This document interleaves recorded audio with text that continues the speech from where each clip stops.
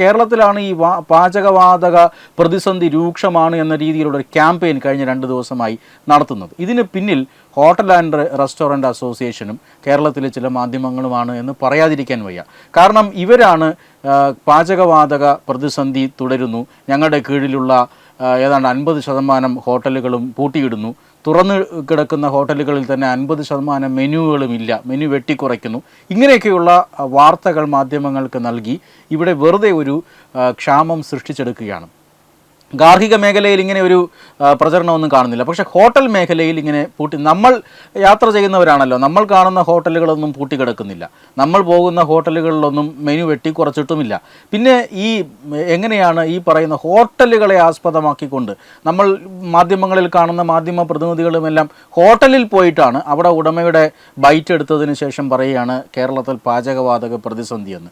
Hotel ഉടമ എന്താണ് പറയുന്നത്? ഇത് ഒരു ദിവസത്തേക്കുള്ള ഗ്യാസേ ഉള്ളൂ, ഇനി നാളെ മുതൽ എന്ത് ചെയ്യുമെന്ന് അറിയില്ല എന്നൊക്കെയാണ് പറയുന്നത്. നാളെ മുതൽ കട പൂട്ടിയിടും. അത് 2 ദിവസമായി അങ്ങനെ പറയുകയാണ്. ഒരു ദിവസം ഇത് സത്യത്തിലൊരു ഗൂഢാലോചന മണക്കുന്ന കാര്യമാണ്.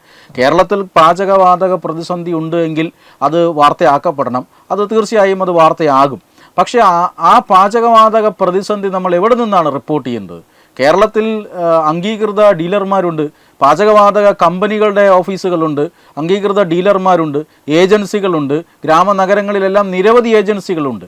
ഇവിടെ നിന്നല്ലേ ഇവരുടെ ബൈറ്റുകളല്ലേ എടുക്കേണ്ടത്, അല്ലെങ്കിൽ ഇവിടെ നിന്നല്ലേ റിപ്പോർട്ട് ചെയ്യേണ്ടത്? ഇവിടെ പാചകവാതക പ്രതിസന്ധി ഉണ്ടോ, സ്റ്റോക്ക് ഇല്ലാത്ത അവസ്ഥയുണ്ടോ, ഇവരുടെ പാചകവാതക റീഫിൽ സിലിണ്ടറുകൾ നൽകാൻ നിങ്ങൾക്ക് ബുദ്ധിമുട്ടുകളുണ്ടോ? ഇത്തരം ചോദ്യങ്ങൾ അവരുടെ ഉത്തരങ്ങൾ എടുത്തുകൊണ്ടല്ലേ സത്യത്തിൽ ഈ ഒരു പ്രചരണം അല്ലെങ്കിൽ ഇങ്ങനെ ഒരു വാർത്ത കൊടുക്കേണ്ടത്. പക്ഷെ നേരെ മറിച്ച് ഹോട്ടലുകളിലേക്ക് പോയിട്ട് എന്തുകൊണ്ടാണ് ഇങ്ങനെ ഒരു വാർത്ത നടക്കുന്നത് എന്ന് ചോദിച്ചാൽ തീർച്ചയായും അതിനകത്ത് ഒരു വലിയ ഗൂഢാലോചന സംശയിക്കേണ്ടിയിരിക്കുന്നു.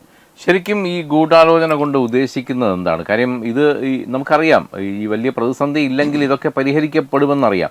പക്ഷേ എവിടെയോ എന്തോ ഒരു ഒരു ഒരു ഇത് കണ്ടിട്ടുണ്ടല്ലോ ഇവർ, അത് കണ്ടിട്ടാണ് ഈ ഗൂഢാലോചന. അപ്പോൾ എവിടെയാണ് ശരിക്കും അത് ഇവർ ടാർഗറ്റ് ചെയ്യുന്നത്? എവിടെയാണ് ടാർഗറ്റ് ചെയ്യുന്നത്? മറ്റൊന്നുമല്ല, ഈ ഗാർഹിക ഉപഭോക്താക്കളുടെ ഇടയിൽ വലിയ രീതിയിലുള്ള ആശങ്ക സൃഷ്ടിക്കാനുള്ള ശ്രമം നടന്നിരുന്നു. പക്ഷേ പലരും നമ്മുടെ കേരളത്തിലെ ഗാർഹിക മേഖല അത്ര കണ്ട ട്രാപ്പിലേക്ക് വീണില്ല.